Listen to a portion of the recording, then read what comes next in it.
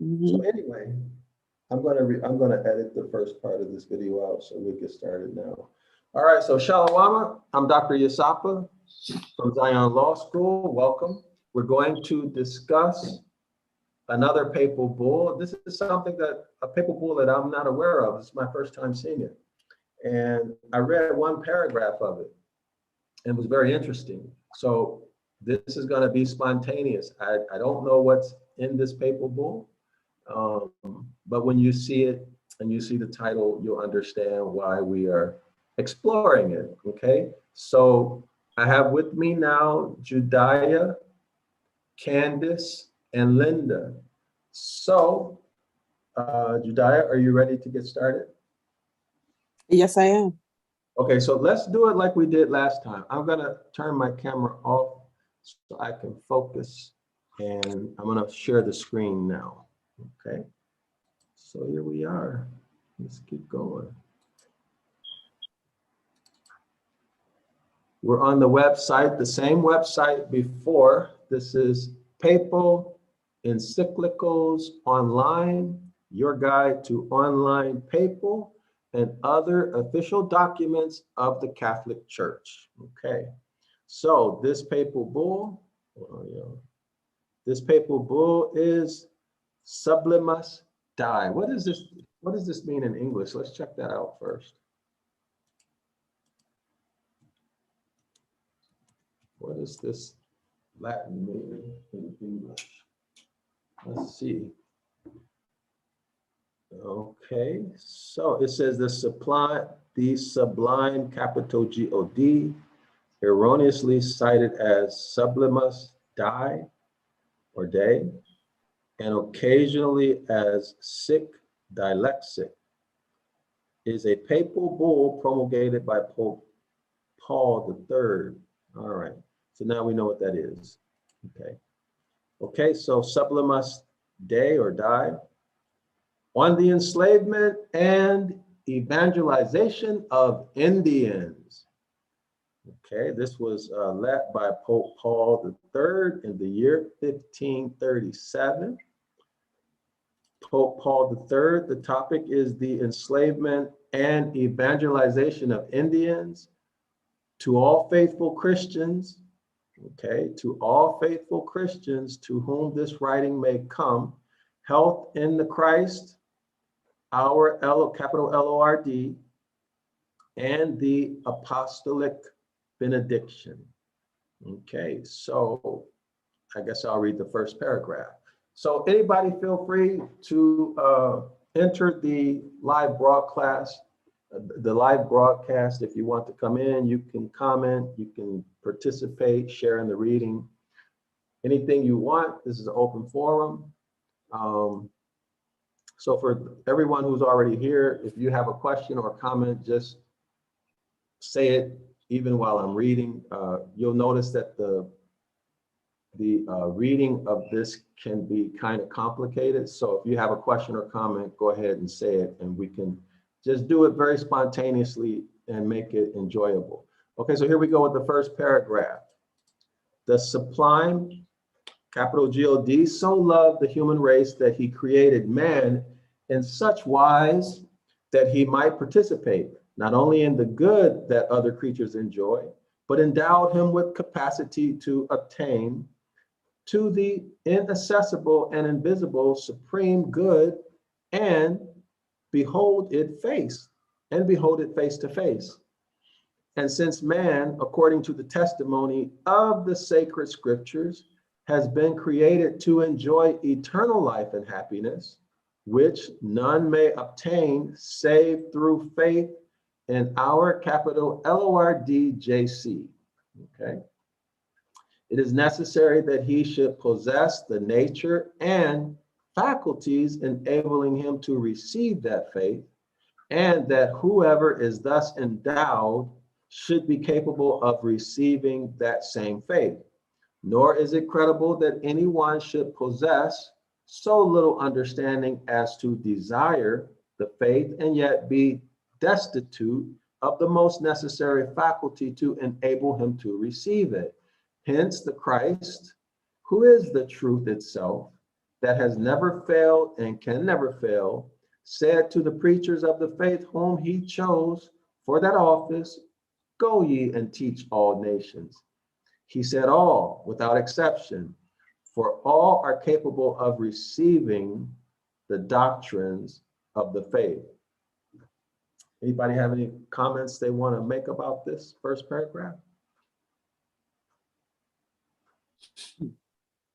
It's silent.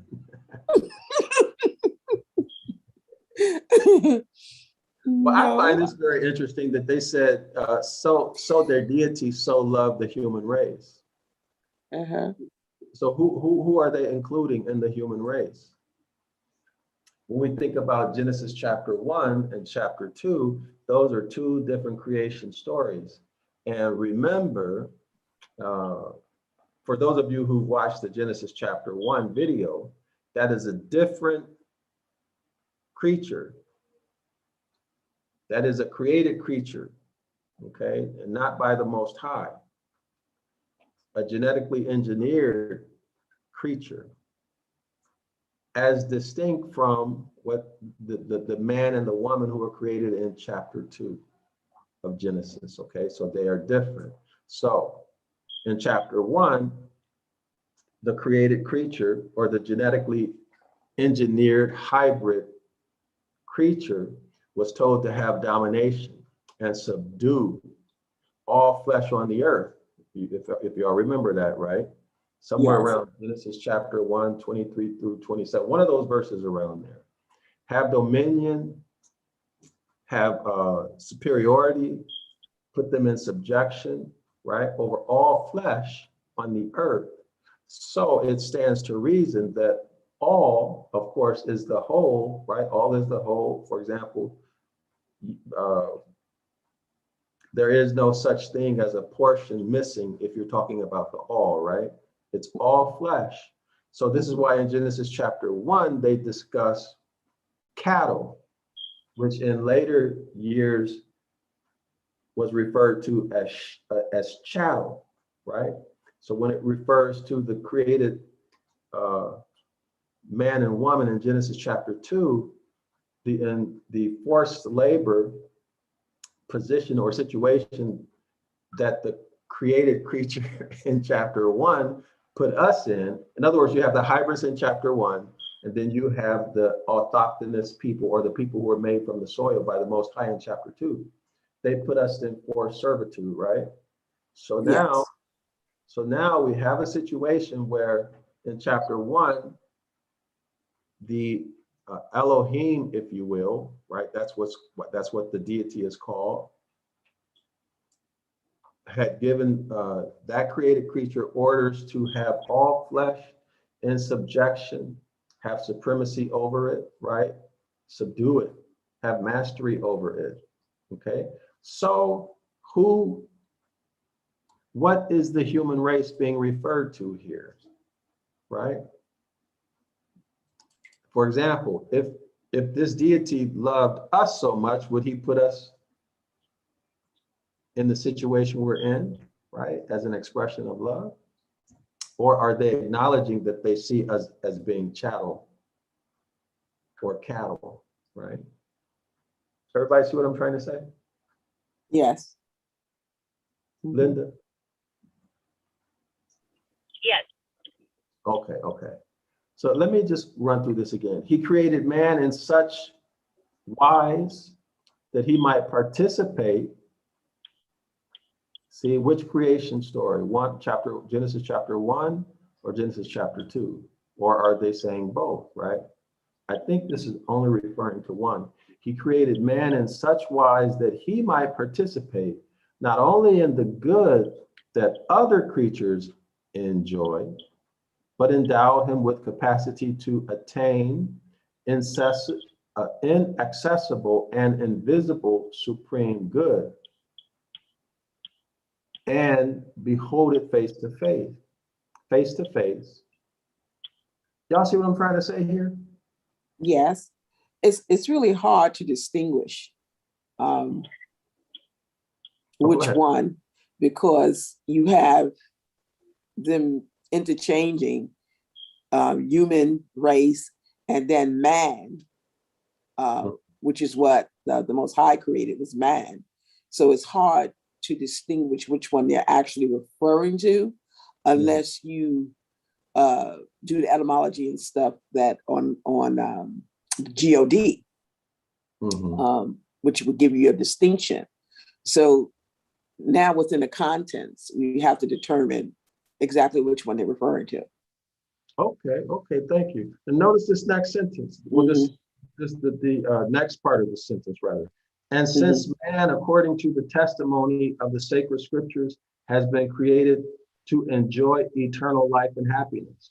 See, how could what they're doing result in us enjoying eternal life and happiness? Right? Remember the first three papal bulls that we went through, right? They're supposed to go rob us, kill us, rape us, take everything, and put us in forced labor. So how is that happiness for us, right? Okay, so let's continue. Which none may obtain save through faith in JC. Okay. It is necessary that he should possess the nature. Okay, the nature. That's the character, right? And faculties, these are the mental abilities. So the character, the inward motivation or drive, and the mental capacities, enabling him to receive that faith. Okay. And that whoever is thus endowed, see, whoever, why isn't it everyone? Whoever is thus endowed should be capable of receiving said faith. This is very interesting. Myself, I'm correlating this with Genesis chapter 1 and Genesis chapter 2. Right. Lord, and then also with the word capital God, because we know that it was not part of the Hebrew language. Right, that's right. So it wasn't part of it. So just from knowing that much, we would say that it's referring to the ones in Genesis 1, as opposed to the ones that are in Genesis 2. Okay, so let's, I think this last part is significant also. It says, hence the Christ, who is the truth itself, that has never failed and can never fail, said to the preachers of the faith whom he chose for that office, go ye and teach all nations. He said all without exception, for all are capable of receiving the doctrines of faith. Wow, what are these doctrines of faith? let's look at this. Okay, so Jediah, let's go into the next paragraph. Your turn. Okay. The enemy of the human race, who opposed all good deeds in order to bring men to destruction, beholding and envying these, invented and means never before heard of, by which he might hinder the preaching of the capital God's word of salvation to the people. He inspired his satellites, who, to please him, I'm not sure what that's saying, but anyway, have not hesitated to publish abroad that the Indians of the West and the South and other people of whom we have recent knowledge should be treated as dumb brutes created for our service, but pretending that they are incapable of receiving the Catholic faith. Okay, any comments, anybody? That sounds like Genesis chapter 1, go and subdue. That's what that sounds like. That's what I'm correlating it to. Okay. It should be treated as dumb brutes created for our service, pretending that they're incapable of receiving the Catholic faith. That's, pretending that they are incapable of receiving it. So what are your thoughts about pretending, or what's significant if they're pretending or if they're not pretending? because they're justifying their treatment of the Indians by pretending that they're incapable, so that they have no guilt in subduing them, enslaving them. So that would be an instance where they're looking at us as being chattel, right? Or cattle. Absolutely. Genesis chapter 1. Other than you men. Yes. So in this paragraph here, it mentioned that if they have the faculty, the mental faculty, right, you can force the doctrine on them, right? It says those who have the nature and faculties enabling him to receive that faith. So in this case, I'm wondering if they say, oh, they're pretending that they don't have the faculties, the mental capability to receive the faith. Y'all see what I'm saying? But we'll see. I don't know. We'll see as we go through the paragraphs. Which would okay, so that part when they're saying they're pretending, that would give them the excuse to genocide, right? Right. That would the genocide and the whole Genesis chapter 1. Remember, supremacy, that goes into white supremacy, right? So the next paragraph, I guess, is mine. We who, though unworthy, exercise on earth the power of our capital Lord, and seek with all our might to bring those sheep of his flock who are outside into the fold committed to our charge, consider, however, that the Indians are truly men, and that they are not only capable of understanding the Catholic faith, but according to our information, they desire exceedingly to receive it. Yes, that's what's happening. So someone made an argument, hey, that these people are brute beasts. The Catholic Church is saying, well, no. They might be brute beasts, but they have enough faculty to justify us putting them in slavery and taking everything that they have. Y'all see it? And you don't have to agree with me. This is a discussion, but that's the way I'm understanding this. The Catholic Church is saying, whoa. These Indians, they can't understand, and we're going to make them Christians, and we're going to take everything they got. And in the end, they're going to lose their sense and knowledge of who they are, their heritage, their culture, their language. We're going to take it all away from them. And then their babies are going to be worshiping the Christ figure, working on behalf of the Catholic Church to enrich them and better them. And they're going to have no sense of self, right? And they're going to be totally disconnected from nature, totally disconnected from who they are. And they're going to be like farm animals. That's the way I'm understanding it. Yes. Okay.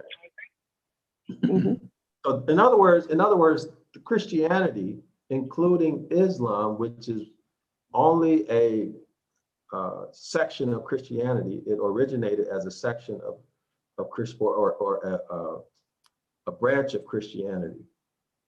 These religions are intended, according to the papal bulls that we read, they are intended to disconnect the people from nature, to disconnect the people from their lands, their possessions, and to convert them into slaves using religion as a form of mind control.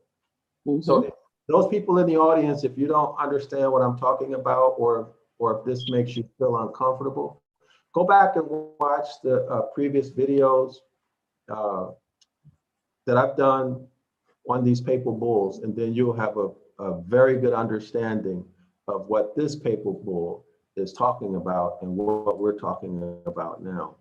Okay, so let's continue.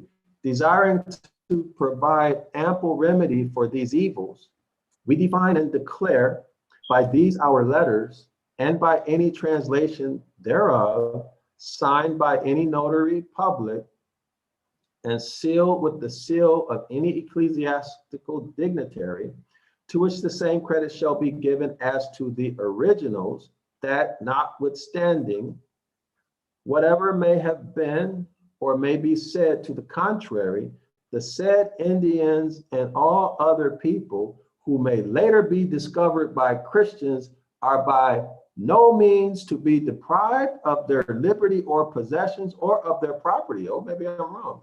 Even though they be outside of the faith of JC, and that they may and should freely and legitimately enjoy their liberty and the possession of their property, nor should they in any way enslave should the contrary happen. It shall be null and have no effect. Let me see if I understand what I just read. Judea, have you ever heard of this? Scrambled like that? No. You know, reading a document that's like trying to confuse you, you know, saying one thing and meaning another. No. Right. Desiring to provide ample remedy for these evils. Okay, that's clear. We define and declare by these our letters. We can skip all of this because it doesn't matter, right? They're just talking about a certified official letter. Okay, copies are the same as the originals. That notwithstanding, whatever may have been. Let's look up notwithstanding. Judea, You're breaking up. You're breaking up. I can't hear you. You remember?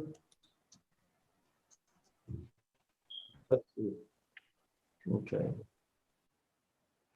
Let's get the legal meaning of notwithstanding. I left it. So let's see. You know, effects. Okay. Okay, it means creating exceptions to the rule of a contract. It also means despite, in spite of, even if, with regard to, however, in any, okay, so legal use, creating exceptions to the rule of a contract.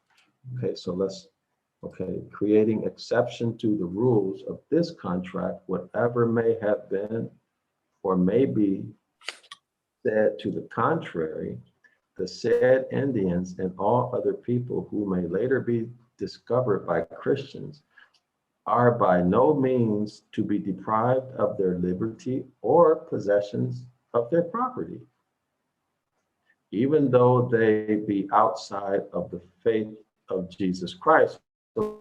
So this is saying that they're not intelligent, right? Enough to be able to accept the faith, and that they may and should freely and legitimately enjoy their liberty and the possessions of their property, nor should they be in any way enslaved should the contrary happen, right? Or in other words, if they are enslaved, it should be null and void and have no effect.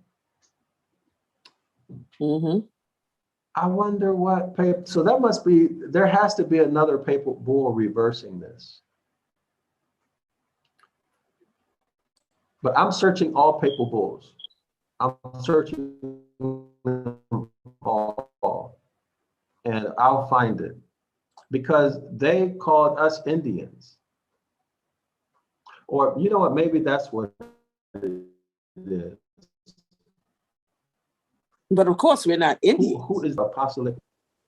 Well, of course we're not, but they may have been called. So in other words, who are the Indians referred to in this papal bull?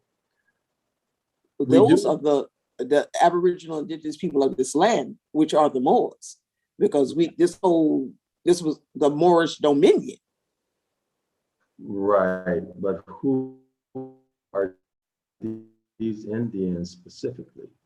You know what I mean? Are they talking about Moors? Because this totally contradicts the last. They're talking about Moors. And what was the last? We did the last. We did unum sanctum. We did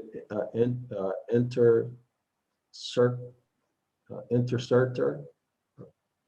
Oh, what is it? Let me see. Let's see. Satira. Right. Inter satira, unum sanctum. There was another one, right? Yeah, what was it? So I wonder why I've never heard the bull before. Okay, so Inter Certura, Romanus Pontifex, and Onum Sanctum. All of these are talking about enslaving us. Okay, they refer to us as Saracens and other indigenous people. And we know that they're talking about us. You mentioned Granada. Right. Okay, then they also give the borders of the lands that they were talking about.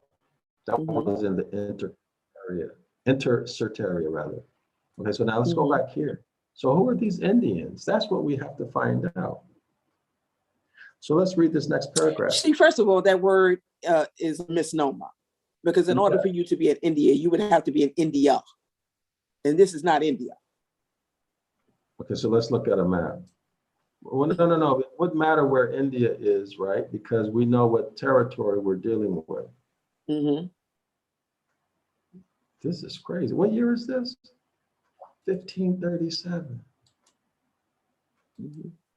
The enslavement and evangelization. Oh, you know what? So after we do this, let's see what if we can find some commentary on this. Okay, by virtue of our apostolic authority, we define and declare by these present letters, or by any translation thereof, signed by any notary public and sealed with the seal of any ecclesiastical dignitary, which shall thus command the same obedience as the originals, that the said Indians and other peoples should be converted to the faith of JC by preaching the word of the capital God and by the example of good and holy. This is crazy. Now this is saying that they should be converted. Do y'all see that? Do you see that, Linda?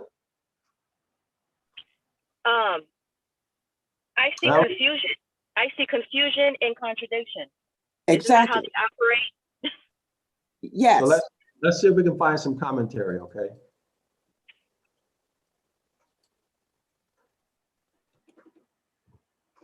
Let's see if we can find commentary. What does this say?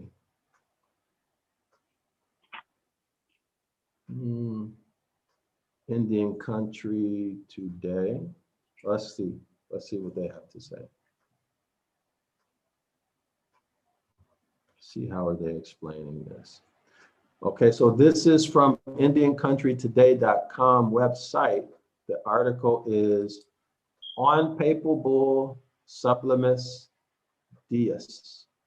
In 1537, Pope Paul III issued the Papal Bull Sublimus Deus.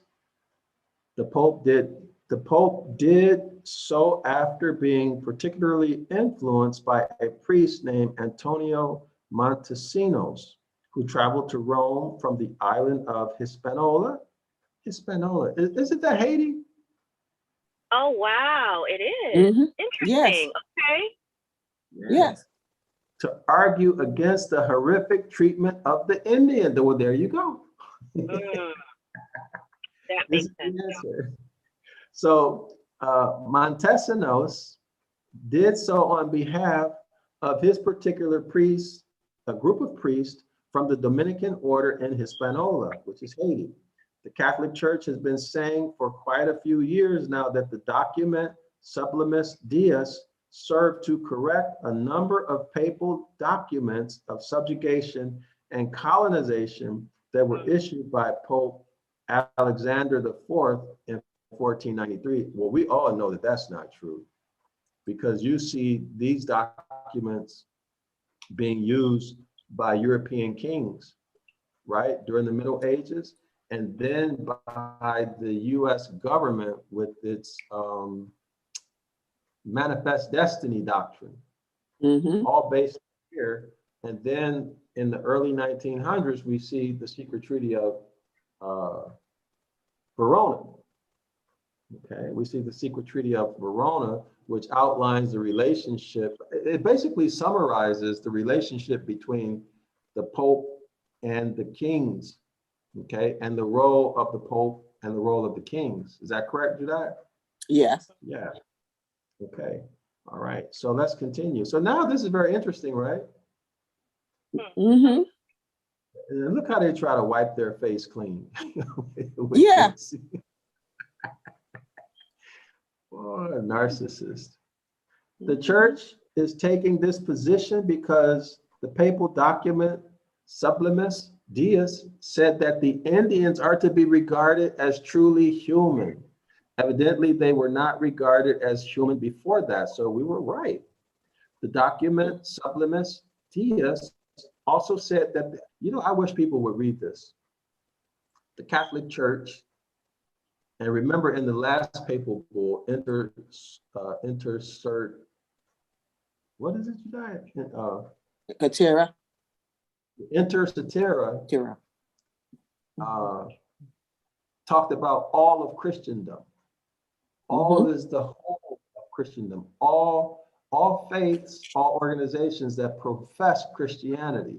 That would mean what? Everybody calling on the Christ figure, right? Mm-hmm. Mm-hmm. Again, this is showing us that they did not consider indigenous people, including the House of Yasharallah and Moors, to be human. Mm-hmm. So again, religious people, how can you continue in Christianity or the Muslim religion? How can you, right? Use your brain. And if you can't see it, it's because you've been detached from nature and you've been detached from who you actually are. And your efforts and energy are going toward furthering the agenda of your religion, which is in essence Catholicism, right? Instead of doing what's right and best for you and your family and your nation and reconnecting to nature, right? Preserving your physical body and a healthy mind. Anyway, let's continue. The document Sublimus Deus also said that that Indian nations were not to be deprived of their liberty or property. There is, however, two problems with the Catholic Church's contemporary. So this is a contemporary argument about the bull Sublimus Deus. This is, in other words, they weren't saying this at the time this bull was issued. Exactly. This is new. This is a new argument. They're trying to wipe their face, save face. First of all, as a result of political pressure from Emperor Charles V, who had all copies of the document retrieved and returned to Spain, Pope Paul III later removed all ecclesiastical penalties, interdict and excommunication. So the penalties were interdict and excommunication for any violation of the terms of the document Sublimus Deus. So isn't this something how they still do this kind of stuff today, don't they? They'll issue a statute or something at the federal or state level, and then they don't give it any teeth. And they won't give it any teeth unless you are aware that it has teeth. Right. Or they don't enforce it, yes. Unless you bring it to them in document form, in contract form, then they have to obey it. They have to obey it because it's in contract.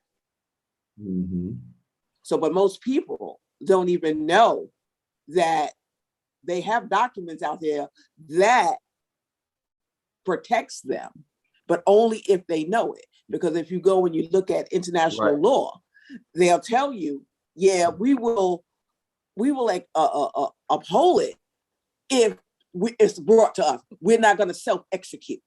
That's what it says. We will not self-execute. So you have to know what your rights and things are in order for them to exercise them. Right. Meaning you have to know your birthright, and that's why they took it. That's why they took it from you. Right. So that you know. Right. And that's what right now with anything. If you don't know what your rights are, then you have none. That's right. Okay, so let's continue. Secondly, So the first one is that they refuse to enforce it. Secondly, by 1537, millions of Indians had already been deprived of their lives and liberty and their property because of the papal, hold on, y'all, because of the papal bulls of 1493. Linda, Jediah, can you continue? I think that's one of the scholars trying to get in. So someone just called me. I'm going to return this phone call. Can you do the next paragraph? Which one here? Jediah, please. This one here? Okay, sure. The bull's Sublimus Deus was not retroactive. It could not be projected back in time. It could only remove the death, destruction, and dehumanization that the Holy See had unleashed for more than 4 decades on the basis of Alexandrian Bull of 1493. Nor did Pope Paul II intend for all the bull Sublimus Deus to liberate the original free nations from the Spanish Catholic system of domination that had already been imposed on them based on Alexandria Papal Bull. What happened? It disappeared. Hello, people. Linda. Sorry about that. Sorry about that. Okay. I'm like, where did everybody go? Where is it? What happened to the article? I don't know. What happened to the article? It just boof. The link for entering the chat room. No, we were just dealing with an article and it just disappeared. Hold on, y'all. Dalit, I'm gonna get that link for you. Let me check my history, see if I can find that article. Ain't that it ain't in my history. Hold on. This is crazy. This is crazy. Oh, I'll go back to I'm not okay, here we are. Was that crazy or what, y'all? Yeah. I was like, where did everybody go? Dalit, I'm gonna hold on, everybody. Someone else wants to come into the classroom. Let's give them a chance to come in. So Okay. Dalit, I'm gonna put you on hold real quick. Dalit, let me go ahead and put are you sure you're on the right video, Dalit? Yes, you're doing the, let's see, what is it? Second. It's in the comment section at the top. I'm gonna put it back in. Okay, do you see it now? You're in the Sublimus Day. Right, that's it. That's it. When I was trying to come in, I didn't have that link. I didn't see it in the comment section. I didn't see it. Oh, okay, Dalit, I'm gonna hang up now. All right. Sorry about that, y'all. Okay. Let's see. Let's let Dalit come in. Dang, that mosquito got me again twice. Shalom, Dalit. Unmute your microphone. I'd like to introduce you to Linda, Jediah, and Candace. Shalom, shalom. Shalom. Shalom. Okay, so let's continue. Jediah, would you like to continue, Jediah? I'm sorry, can you start? Would you mind starting from the top? Okay. No, you down. Go down. Yeah, there. Can I add some before you continue? Just a few comments. Well, sure. What I noticed about your previous video, there was something interesting that led me to do some further research on the etymology of the word Lord from your Unum Sanctum video. You was using the word, you just spelled it out, but it led me to actually do an etymology search on that word. That word actually is coming from the word load. So instead of actually saying the word Lord, you can actually say load, because a load is a burden. It's related to the Pi root, Proto-Indo-European root, Leyt, for late. So, and that means leader. So the word Lord and leader is etymologically linked to meaning the same thing, basically. Okay. We after the broadcast, well, in this course, we deal with the Hebrew language and the Yeah. etymological meaning of Lord Right. in Hebrew. That's why we don't pronounce it. But Yeah. but we appreciate that because I didn't know what you just said. Yeah, but So it was interesting. Yeah. Well, yeah, the reason why we also, I have an old Chinese map that shows that sub-Saharan Africa was actually called India in the ancient times. So sub-Saharan Africans were considered Indians. So that word is not really attached. It has had a modern transformation, like they do with a lot of words. They'll change the meaning to throw you off. So Indian does mean, our people. Yeah, but they're still Okay. referring to it, from people of India, As I said, ma'am, I'm just trying to, they modify the meanings right. to draw you away from the truth of the word. Because like I said, I have an ancient Chinese map, one Right. of the oldest maps around, and it says that sub-Saharan Africa was called India. So being that sub-Saharan Africa would be called India, they would be Indians. Okay, well, would you guys like for me to add something to that? Yes. Sure. Yeah. Okay, well, the promised land, I keep this video private. I have not, Linda, you've seen the promised land video, right? I haven't seen the Promised Land video, but we had a study about it. No, when we did the study, you were there, right? I was. Yeah, that's what I'm talking about. That's what Oh, I'm okay. talking about. I've made that video private, but in that video, I'm not going to make it public, but if maybe I'll either do the lesson again or I'll let the scholars view the video in our private classroom, okay, privately. But in that video, one of the things that you will find is that the promised land spanned all continents, okay, within a certain geographic area. And the area that you described is part of the promised land that you're referring to on that old ancient Chinese map.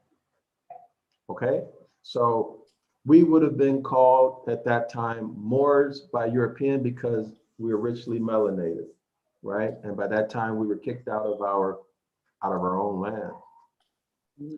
But anyway, not the whole of that area, but parts of that area, a specific area, okay, spanning across all the continents. And when I say all the continents, I'm referring to Africa and Europe being one landmass, okay?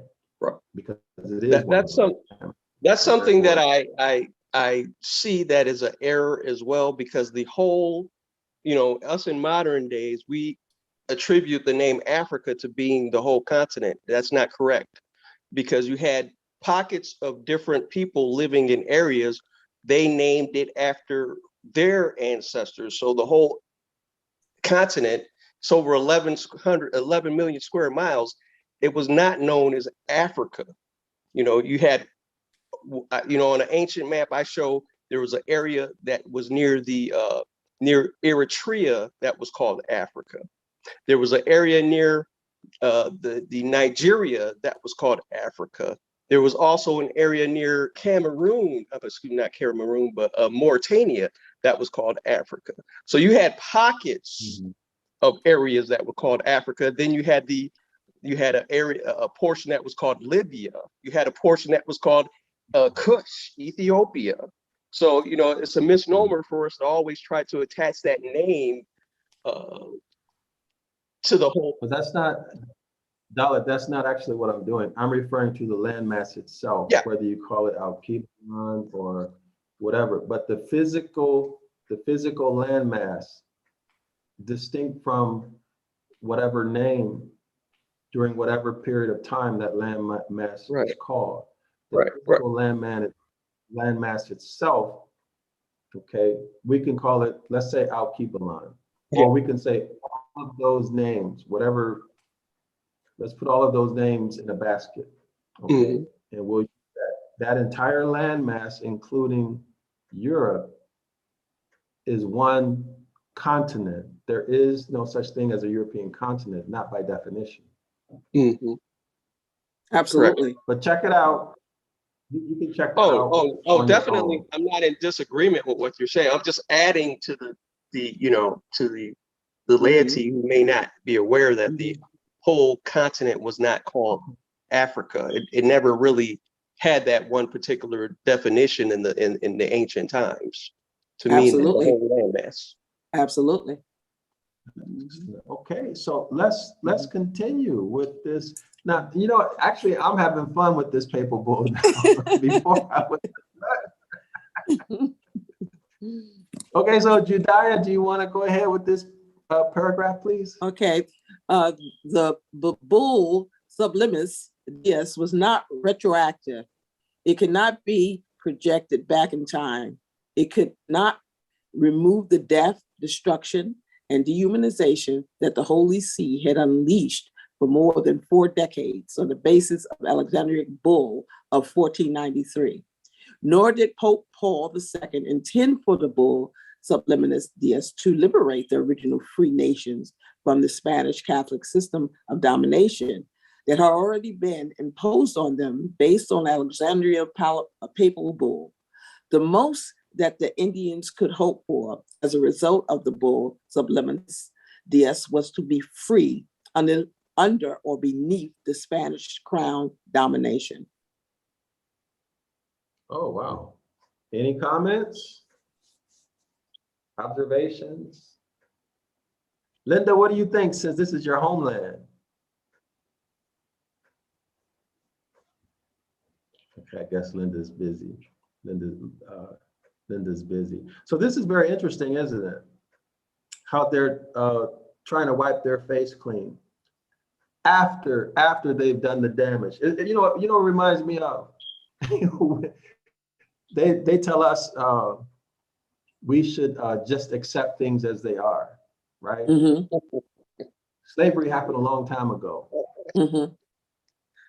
Like it matters if someone took your property 50 years or 100 years ago. You still want your property back, right?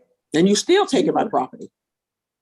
Yeah, but you telling me everything's all right, and you sitting here living large while I'm oppressed. Exactly. living rough. You want me to forget something that I live every day? How crazy is that? You know, because you have any comments, Darrell, before we continue? yes, basically, you could say, the act of what happened to George Floyd. It's funny how, they assume that Black Lives Matters is a terrorist organization when all we're doing is saying, hey, treat us like humans. That don't respond to their minds for some reason.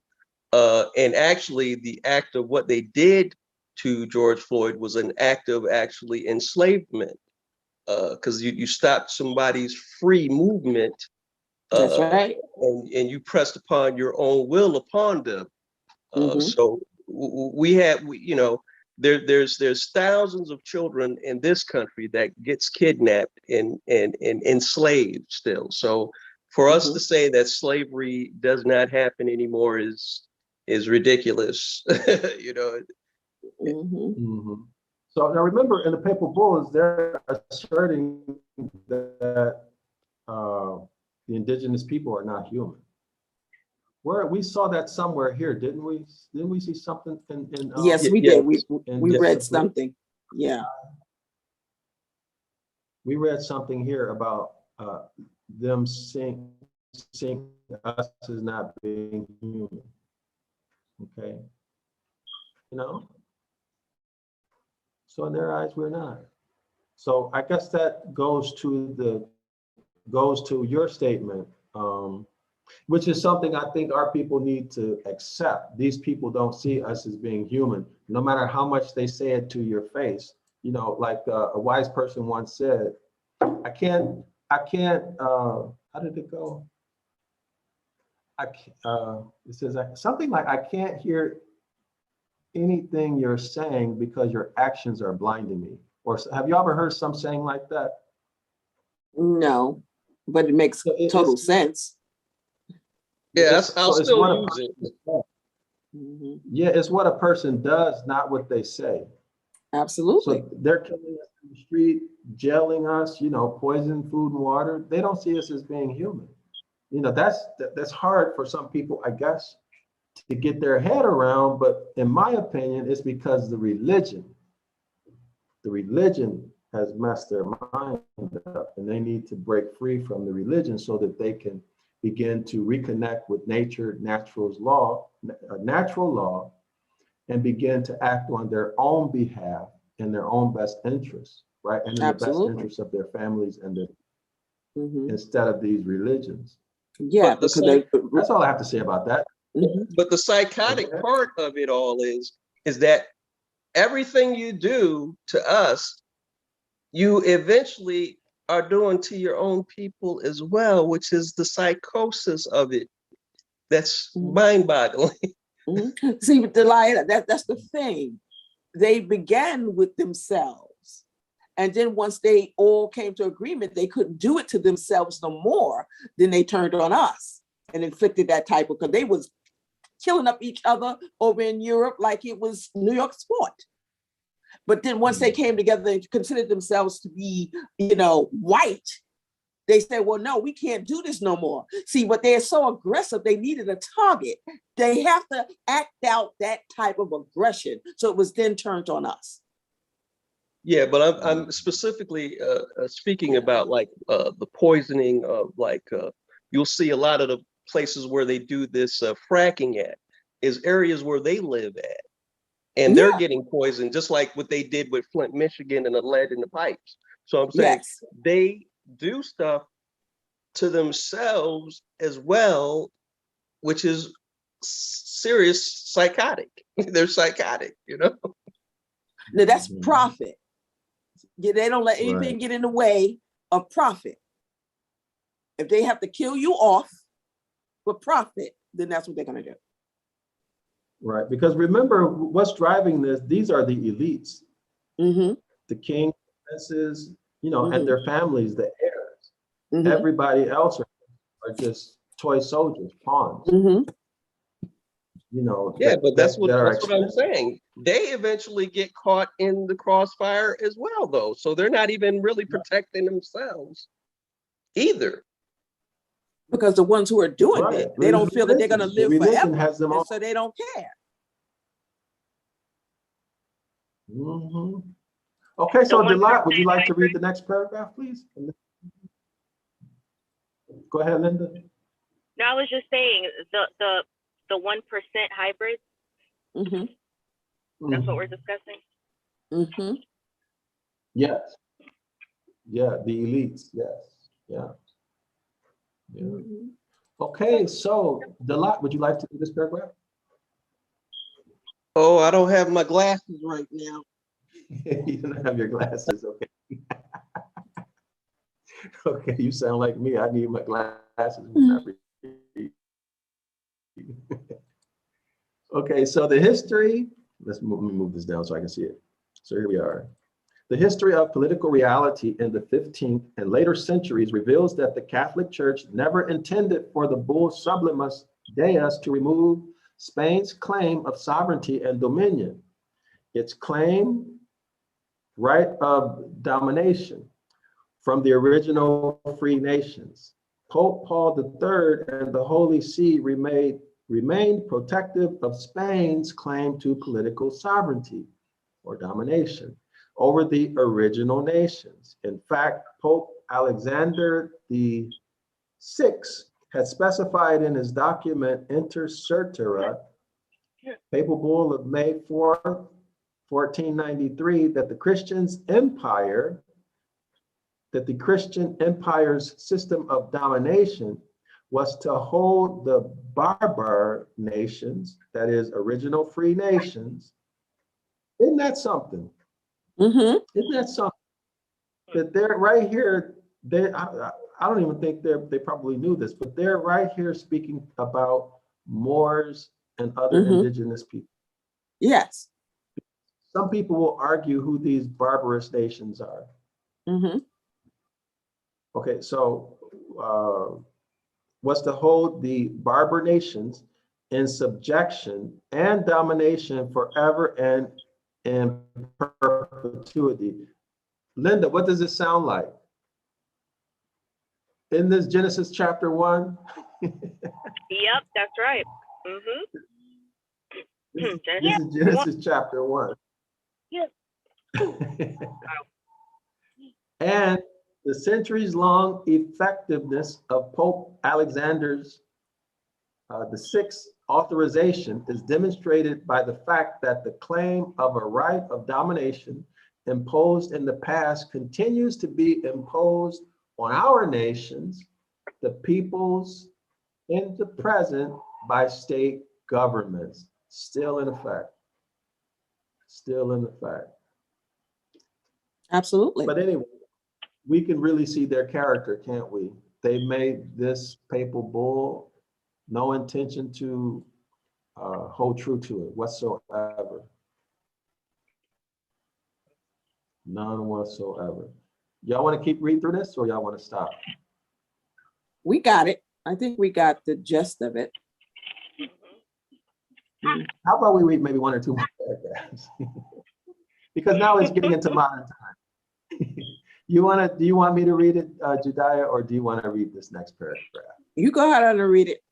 Okay. So in a recent interview, Bishop Donald Bolin from the Catholic Diocese in Saskatoon, Canada, used the word quote unquote would to communicate something hypothetical when he said, the statement Sublimus Deus issued by Paul III in 1537 nullified any previous decrees that would deny the right of indigenous people in America to their freedom and property. Okay, so according to this priest, who is also in the area of the globe where he has management and authority, he's also the vicar of Christ, right? He's speaking on behalf of the Pope. Mm-hmm. So we can accept what he's saying as being authentic. So what do I mean by that? This has reference to the Americas, right? This is not happening in Africa. See, indigenous peoples in America, okay, according to this priest, he's specifying the application of Sublimus Deus in the lands of the Americas, specifically to the indigenous peoples in America. That's all of us. Mm-hmm. Moors, the House of Yasharala, whomever, Mm-hmm. right? Mm-hmm. Okay. All right, so let's continue. I'm glad I read that paragraph. Notice the phrase that would deny in Bishop Bolin's comment. In that context, the word would is being used for unreal or imagined situations. It is also being used for unreal or hypothetical situations. In other words, Bishop Bolin is claiming that the 1537 document nullify any previous papal bull decrees that hypothetically or supposedly had the potential to deny the Indians their right to their freedom and property. Unfortunately, his use of the word quote unquote would keeps us from focusing on the fact that the papal authorization of domination in the Alexandrian bulls had been used for 40 plus years against the original nations in the most brutal and dehumanizing manner by Spanish leaders and conquerors representing the crown of Castile. So there we have it. History told on them, right? Mm-hmm. History told on them. Can't get out of that unless, like you said, Jediah, unless you don't know history, he could have got away with that. Absolutely.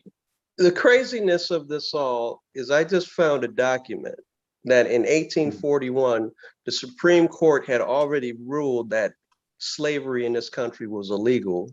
Yet they kept going up until 1861 there. And then you turn around and have the Dred Scott decision. Those was a bunch of different justices on that one from the previous 1841 decision, which he said, the gentleman said that, we're not human, period. The craziness of the whole thing is that they'll write one thing and they'll turn around and write something else, and yet they'll have everybody having infighting when you've already pretty much, you don't reverse what you already said, but it's like crazy. It's like you're saying two things, but you're steadily doing the evil that you claiming that you don't do. The devil is a liar. Mm-hmm. The truth ain't in them.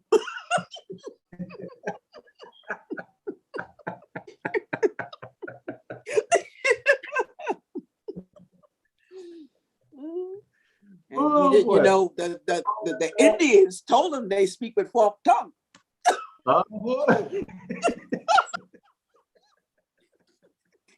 Bishop Bolin failed to acknowledge from 1493 to 1537, the Alexandrian papal decrees had in fact been used for more than 40 years to dominate indigenous peoples by depriving them of their freedom and their property, and by claiming the territories of all original nations as dominions held in subjection by the crown of Castile.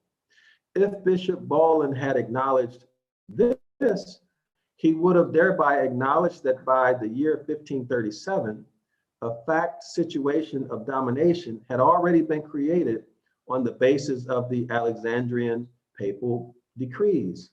He would have thereby acknowledged on behalf of the Catholic Church in Canada that the bull Inter Cetera had already been used for 40 years to deny the Indians their freedom and their property. You know what's interesting? This article, at least up until this point, is suggesting that the Inter Cetera, the Pontifex, what was it? Jediah? Which one? What are you saying? Something Pontifex. The other two. What is it? Romanus? Yeah, Romanus Pontifex. Yeah, Romanus Pontifex and Unum Sanctum. He's suggesting that these didn't continue on up into our present day. He's saying it's only 40 years, at least so far in this article, up until where we've read so far. But we know that these doctrines, these papal bulls, are active today. And we know that they were active around the founding of they were very active in the 1800s out in the open, right? Because that's where the manifest destiny comes from. Absolutely. Right. Yep, and the scramble for Africa. So they were just expanding. Bishop Bolin's hypothetical use, responsible for the slave trade. Bishop Bolin's hypothetical use of the word would failed to acknowledge that the bull Sublimus could do nothing to change 40 years of destruction and institutionalized domination. Through that single word, he skillfully directed attention away from the fact that by 1537, A grinding and deadly system of Christian domination was already fully in place and being invasively maintained on original nations under authorization of the papal bull. Mhm. The And they Alexandrian, say, Mhm. go ahead. Okay. The Alexandrian papal bull serves as the illustrative prototype for the claimed right of domination still used against us. Okay, so finally he goes ahead and said, why did he wait all these paragraphs down? I mean, most people won't even read this far down. You know, he should have made this point up ahead. For me, for me. Mhm. A claim right of domination imposed on all our original free nations in the past continues to be perpetuated and maintained against our nation and peoples today by international state governments. They're actually corporations, right? Right. Such Yes. as Canada and the United States and many others. Today it's called state sovereignty and plenary power and other names. Okay. Yep, we have an example of that with recently the assassination of the Haiti president. There was a U.S. company in I think it was Fort Lauderdale, Florida, that was involved. That's a CIA front that was partook in that. And also, oh, go ahead, Linda. That actually goes a lot deeper. I just don't want to talk about it on this platform. It goes a lot deeper than what you're talking about. Trust me on that. Yeah. Let's just say that there's specific. Let me see if I can put it this way. There's a level of infiltration that took place in Haiti. Okay, and that's where the problem is, and the president was actually addressing that, and that's where the problem began. So that's all I'm going to say on the matter. Okay. And this is what they're known for. They go into all of these Latin American countries and country where you have predominantly melanated people, and they plant people in there to start a thing. Exactly. They plant them, to cause this distinction and confusion amongst the people so that they can destabilize them. Right. They also do that in our neighborhoods, don't they? Yes. They do it in our neighborhoods, with the police, the aggressiveness over the police. I've even heard of cases where people came, committing crimes, vandalism and violence.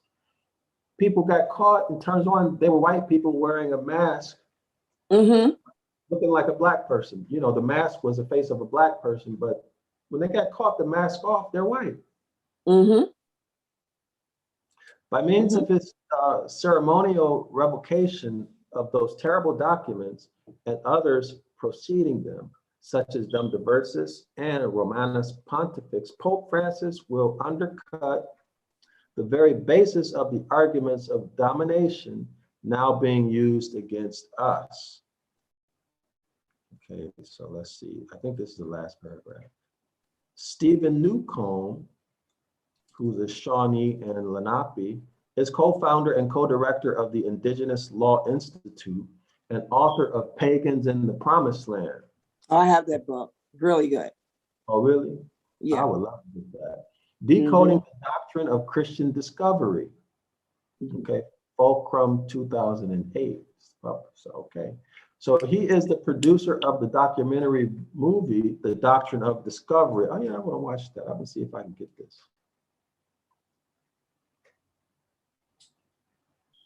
Wow, that's quite a bit. Okay. So he is the producer of the documentary movie, The Doctrine of Discovery, Unmasking the Domination Code, directed and produced by Sheldon Wolfchild Dakota, with narration by Buffy St. Marie, who's Cree. The movie can be ordered from, okay, so I guess that's where you order it. Is that it? Okay, so that's it. So this turned out to be pretty fun. This was Or was a little twister for a minute, wasn't it? Mm-hmm. That 'Cause was we a have to, brain teaser. yeah, because we have to work through their silly, it's very confusing. Okay. Yeah, yeah, but it was fun. Delot, I hope you enjoyed the short time you were here. Oh yeah, I was actually, me and my wife was out walking, and I saw that you put up I was watching the earlier video, didn't realize that you were going to come back and do this one. I'm glad that I did notice it before you before you did complete. But yeah, this is actually, like I say, very fascinating. Like I said, you uh, is the example as I gave about the other word, the load word, and how it, something just made me look at the etymology of that word, and it struck me that as soon as I looked at it, and I said, well, that word kind of looks like load to me, and when I did go through the etymology of researching it, and it actually does mean load. So it's a very. Do you want to walk us through it? Do you want to share your screen and walk us through it? Whoa, I don't know how to do that. Oh, okay. Well, I guess you can tell me what to type in, and if you want, and we can Oh go. yeah, okay. It's up to you. Actually, the best. This is what I found. Actually, Wiktionary is a better tool for etymology than Etymon Online, because Wiktionary has a bigger database, and it goes back a lot to even Hittite and Babylonian and Assyrian words for their etymology. How do you spell it? Wiktionary is the same as Wikipedia, but it's just WIC.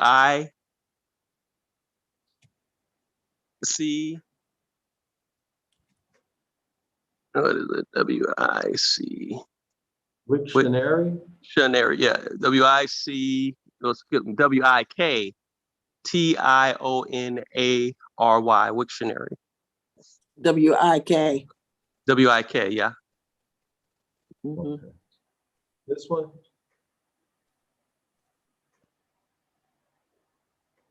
Wiktionary. Yes, Okay. yes. So you type in capital LORD.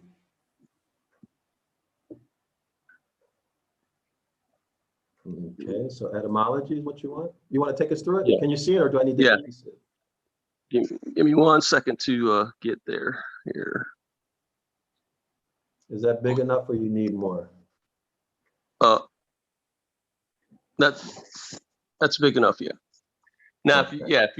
if you scroll down, actually, if you type the word type load in, actually. Where? Here? In the search, yep. Search box, put load. L-O-A-D or L-O-D? Yep, LOAD, yep, load. Okay. All right. And then you scroll down and you'll see a Proto-Indo-European root LEYT. Scroll down more. This one? It's the Proto, yeah, there you go. Okay. So so that's the one that we're looking at, actually, the LEYT. Now, it did give what I had to do, because for some reason, let me see if it will actually do it, because when I try to actually look it up in the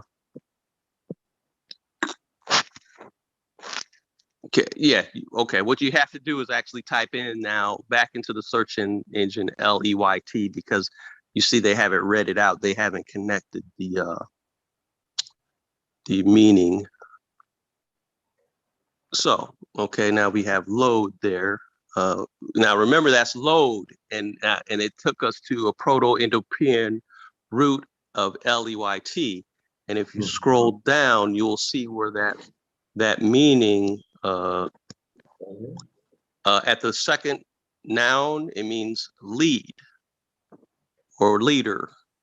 Am I in the right place, or this? Scroll down some more to the second etymology root. Oh, okay, I see. Yeah, I you see. got lead. So Right. we see that this word load is actually means to lead or leader.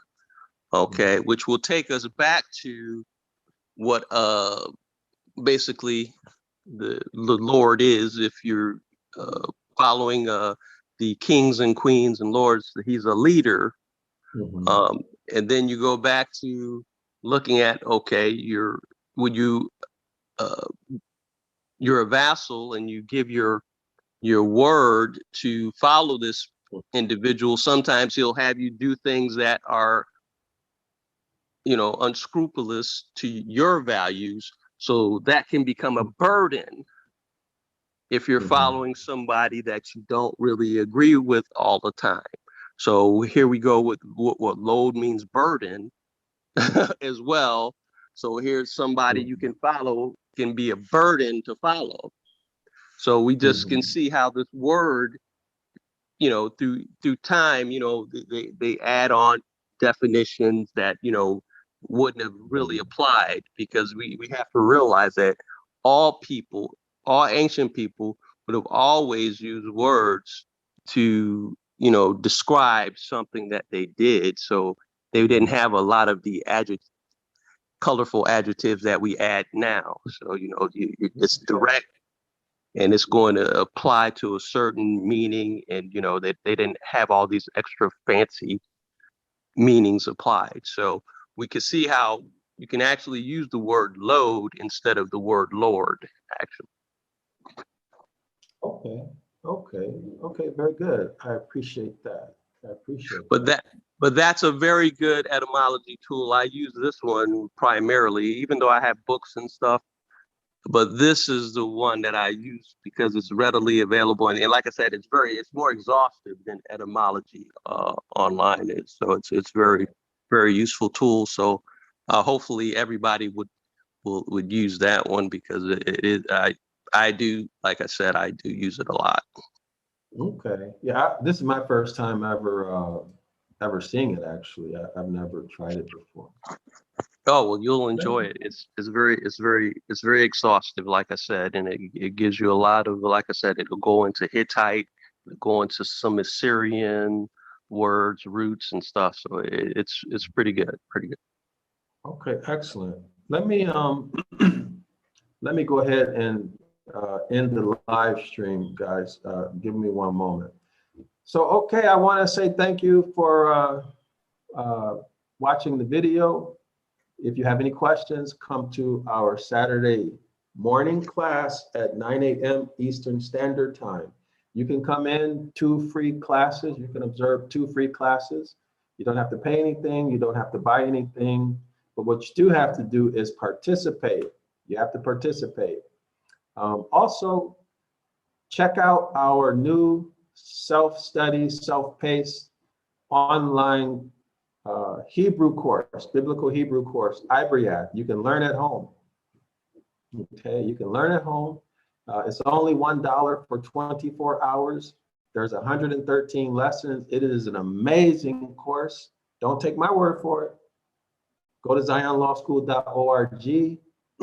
Check the course out. It's called 101 Ancient Ibaryath. $1 for 24 hours access. Okay, you can take as many of the 113 lessons as you like. If you choose to keep it, it's only $10 per month. So basically it's free. And you're gonna learn a tremendous amount. And it's not boring. There's no doctrine in it. There's no religion in it. It is Ibaryath language. You're gonna learn a tremendous amount. I guarantee you that. You can cancel anytime. So with that said, I hope you enjoyed this video. Share it with your friends and families if you enjoyed it. And we will see you in our next video. I have one question. Are those 2 separate things, or are they one together? You pay the $10 and you get the Saturday class